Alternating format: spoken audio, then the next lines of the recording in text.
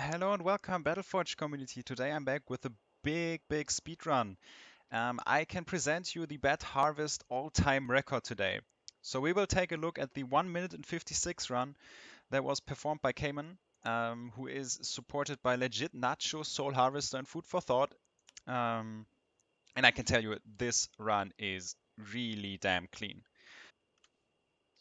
I also wanted to mention Lioran's Die to Play and Dukarev, because all of those three were involved into creating the strategy and developing it. And even though they don't participate in this run in particular, um, they put in lots of work here, and I really want to give them credit for that. But yeah, in the end, Kamen and the team here, uh, out of Legit Nacho, Soul Harvester, and FoodForThought, were optimizing the strategy and basically performed this super clean run. And yeah, I think let's just get into the replay and see how this insane run ended up being done. So we can see the decomposer start and the executor on the side here, the cheapest unit that can basically grant presence to the orb over here. And you can see FoodForThought starting with Fire, Soul Harvester with Frost, and Legit Nacho with Nature. All of these factions relevant. Frost really necessary to bring the construction hut, and yeah, the nature and fire spells will be needed during this run. Everything decomposing here, funneling the power into one player, so the decomposer being played to grant the presence for the tier 3 here, while the executor made sure you can get the presence for tier 2. And while these orbs are constructing, the Dread Charger will already run forward to get to the top as soon as possible. Glyph Frost being played to freeze this Bandit Bouncer so it does not get into range and CC the Dread Charger. Obviously, once these guys attack, they use crowd control. And I need to pause sometimes because I really need to explain everything what's happening, as this run is really tight when it comes down to the timings and all that stuff. So we can see the spell blockers like Suppression being played on this Bandit Wizard Tower. Once it attacks, it would knock back the Dread Charger. So we really don't want this to happen. And in the meantime, everything is getting decomposed, obviously. And you can also see the Furnace of Flesh, like maybe like this. Ah, there we go. Furnace of Flesh being played, and also Shrine of Greed. Both of these buildings will be necessary later on. Power getting reduced through the construction hut, obviously, so it can save up some things. You can see the tier 3 almost done, and now it's done. You can hear it, I guess. And by the second you play the Shadow Insect here, in instant life weaving to make sure it survives. So the second overload does not get through, gets cancelled by a Curse of Oink, because if the second shot hits, this one dies, obviously. And in the meantime, you can still see the decomposing and stuff, and also the Shrine of Greed being activated to get the necessary power. In the meantime, you can see werbies that will walk upwards, because you can see, compared to the other run that I casted, there is no MI monument. This run will be performed on tier 3. So usually you use the Noxious Cloud by just running around the corner here, and the Noxious Cloud will just finish off the Stonekin Master Warrior.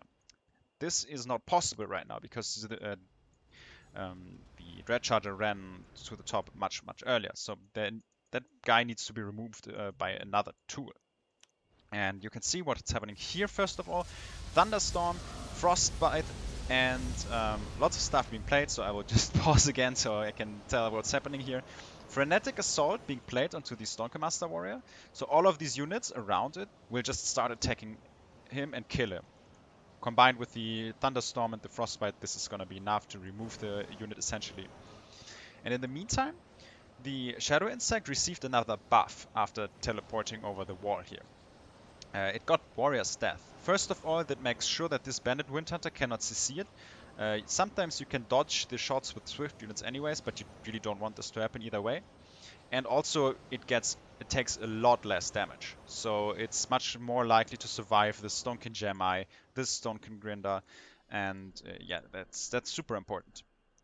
As I said, in the meantime, Werby is walking upwards, while another Shrine of Greed is getting constructed, while all of these units are getting decomposed. As I mentioned in the other run that I casted, you usually want to use high HP units, like that are pretty health cost efficient, because you get more Void Refund through the Furnace of Flesh if you decompose such units, compared to like other other stuff. So you really want to use like things like Tree Spirits with high HP pool, or things like North Guards, maybe Light Blade, I don't know. Okay, let's just continue the run over here.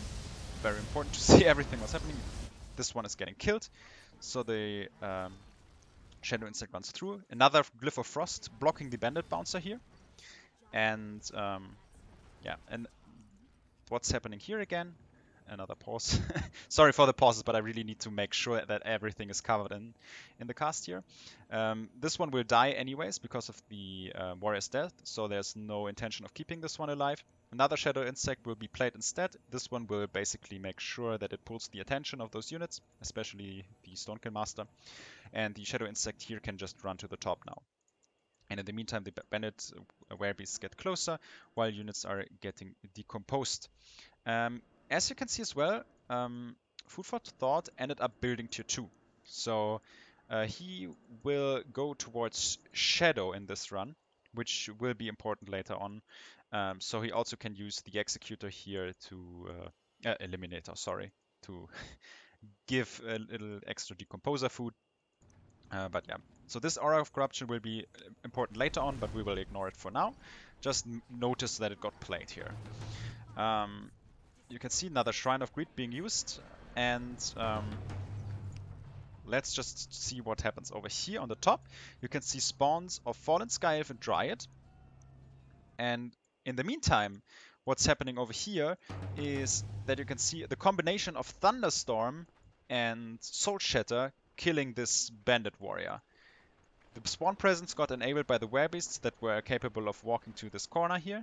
And this spell combination of Soul Shatter that already does 1000 base damage and the Thunderstorm that does enough to kill it overall. I think it has like 1900 HP or something like that. Maybe 2000.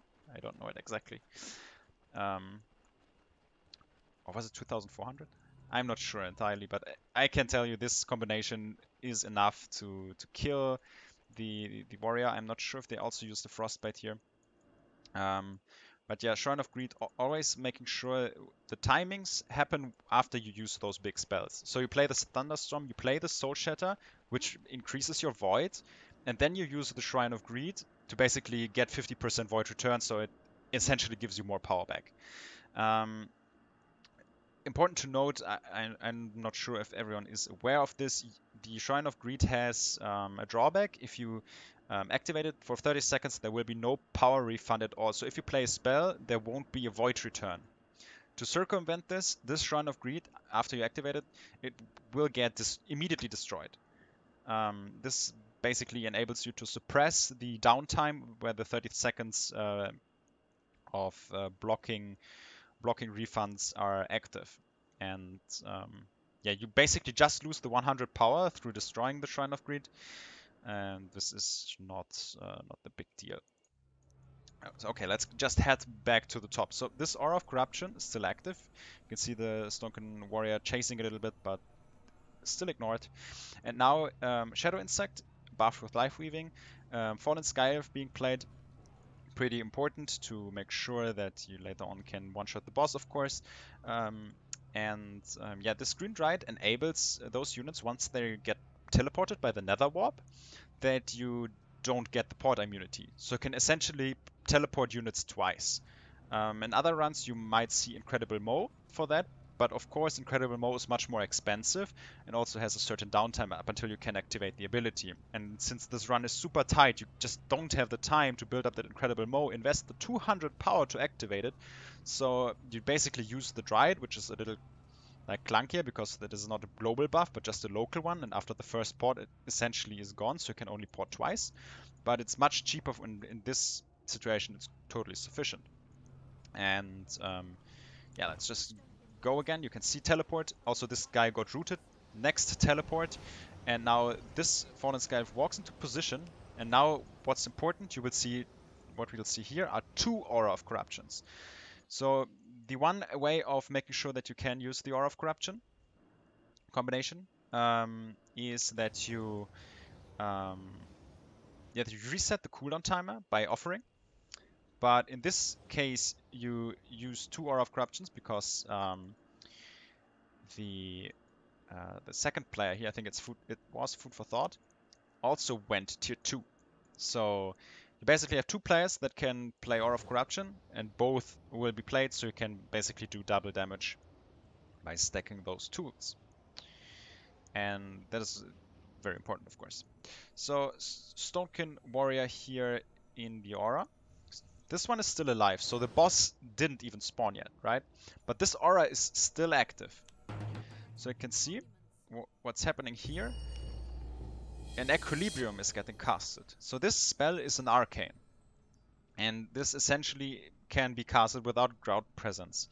And if you cast it into the Aura of Corruption, the Aura of Corruption will deal damage, of course. And this Aura of Corruption is placed in a way that only the Stonekin Warrior here takes damage.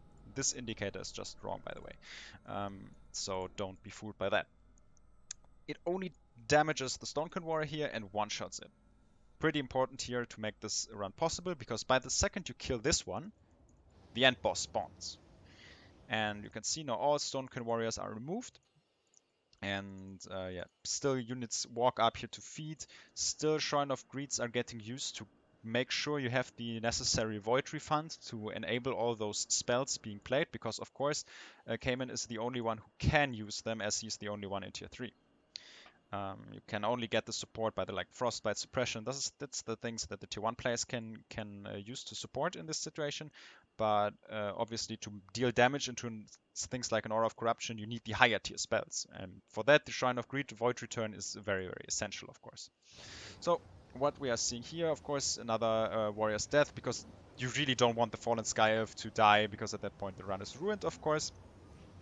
And you can see the perfect timing, right? This dazed status runs out basically the second this boss spawns, so it can immediately activate. The Shadow Insect runs out of the range, and the Brannock gets spawned. And in the double aura with debuff from the Fallen Sky Elf, it one-shots the boss. And this is basically where the replay ends. So such an intense run here with really precise timings, and I really hope that I covered up everything, because maybe I missed a spell here and there, because you really need to be precise when making such a run, which is so good. Like 1 minute 56 seconds, crazy. But yeah, big thanks for sharing this run. I think a lot of people will be interested in seeing how these people here performed. And yeah, I think overall, I guess it's time to cast a normal version of Bad Harvest, because I think I didn't do it. I mean, the way where you actually defend the gold wagon instead of killing the end boss before it actually gets relevant. But yeah, those runs are so impressive. Those tight speed runs. And so far, this one has been the fastest out of all. And yeah, pretty nice. All I can say is thanks for watching, and see you in the next video.